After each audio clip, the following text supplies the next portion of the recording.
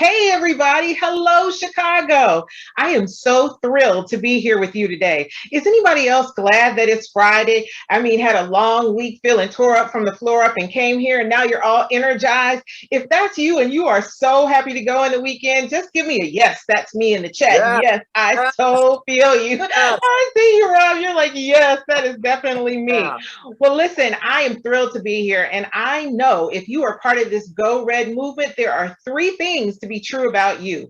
First, you care about your Chicago community. When you heard that 1 in 3 women will die of cardiovascular disease, you said, oh no, not on my watch. That could be my mama, my sister, my friend. It could be me.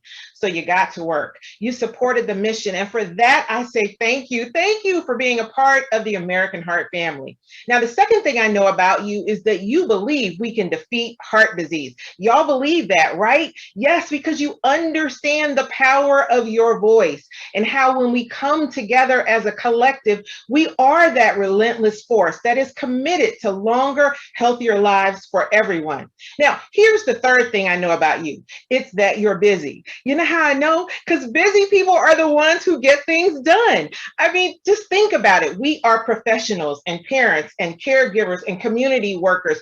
We are people that do the doggone thing every day. We show up and show out. We live fierce. Yes, for our community, for each other. But you know where we don't live fierce? For ourselves. Because we're so busy, we often put ourselves at the bottom of our to do. So today, for just a few minutes, I want to challenge you to live fierce for you. I'm going to give you 4 things you can do each and every day to take self-care from being a buzzword that we all talk about to a way of being. Are y'all ready? 4. Now, I'm not going to be long, but I'm going to be strong. So I want you to write the things in the chat so we can all capture it. Number 1, I want you to own the tone for your day. Before your feet hit the floor in the morning, I just want you to express a moment of gratitude. Be all in with yourself. Check in with your body and just have one thought, just one, about what you're grateful for. You see, gratitude is one of those things that reciprocates. The more grateful we are, the more life gives us to be grateful about. And so while 2020 was a beast and y'all 2021 is giving it a run for its money, there is always something to be grateful about. So when you come into your awakening, own the tone. Now, the second thing I want you to do is cultivate selective ignorance. Now, I know this is hard for us because most of us have FOMO. You know, that's that fear of missing out. And so we roll over out of bed and we immediately pick up our phone. We don't check in, but we want to look at the phone and let somebody else dictate our day. So whatever somebody texted, tweeted, whatever was in the news or on social media, that's what sets the tone. But when you learn to cultivate selective ignorance, you decide, you choose for you how much you're going to engage, how much social media is enough and how much is too much, how much news is enough and when you need to turn off the television. That's what it means to live fierce. Like, I know we think live fierce is like, oh my God, I got to get up and run 30 miles, or oh my God, I got to get up and run around. No. Sometimes it's the quiet moments. It's the stillness, knowing when to step back and refuse to have any negativity enter your spirit. If you own the tone for the day and start with gratitude and cultivate selective ignorance, then as you go through the day, I want you to talk about and think about how to focus and finish your top 3. Now, the 3 things are not 3 things you're doing at work. They focus on your health, your wealth, and your overall well-being. And I want you to think about micro steps, those micro steps that make a big difference. So what is one small thing that you can do for your health? Now, I'll admit, I have been mainlining coffee all week. No, that's not because I'm excited. Why I'm excited? I'm excited to be with you.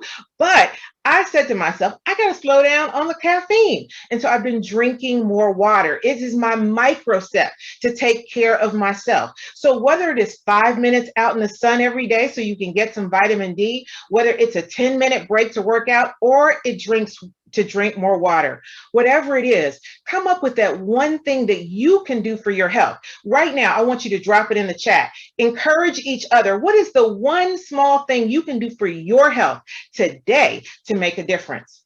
Now, when it comes to your well being, that's all about what you're pouring into you. So, when you cultivate selective ignorance, you cut off the negativity. But when you think about your well being, what's going on in your mind, honestly, y'all, most of us are running around in our mind without adult supervision. We go from one thought to the next, and you have thousands of thoughts per day. And most of them are negative. They're judgmental of you. You are always reinforcing for yourself that you're not enough. So I want you to come up with a phrase, some words that you say to yourself that encourage you. Now, when I'm feeling anxious and overwhelmed, when I feel like I got more to do than time I have, I step back and say to myself, I dwell in possibility. I love that Emily Dickinson quote because it reminds me that impossible is a solvable problem, that all things are possible. And if I stop trying to boil the ocean, do it all at one time, and I focus on one small thing that I can achieve my goals. What is that for you? What is that phrase you say to yourself? How do you encourage yourself throughout the day? How do you protect your well-being and pour positive into your spirit? Think about what that is. And then finally, your wealth, your work. So here's my one piece of practical advice for all of us. Stop multitasking. I know we think multitasking is a strength, a skill set, but the truth is multitasking actually kills brain cells. Yeah, that's science. That's science. And it gives us the illusion of doing more while locking us in a cycle of mediocrity. So if you want to be more productive at work, if you want to focus on just that one thing, stop multitasking, go all in on the thing that you must achieve that day, and you will get better and closer to your goals. So listen, own the tone for your day. You got to start with embracing an attitude of gratitude. Start your day with a spirit of abundance, and then cultivate selective ignorance. Turn away from the negative news or the negative social media and just be. Protect your mind. Focus and finish your top three. Those micro steps that will take you closer to your health goals, that will bring you closer to your goals. And then finally, when the day is done, live fierce by ending the day with grace. Whether you're a go red woman or a man who goes red, whatever you get done, it is enough.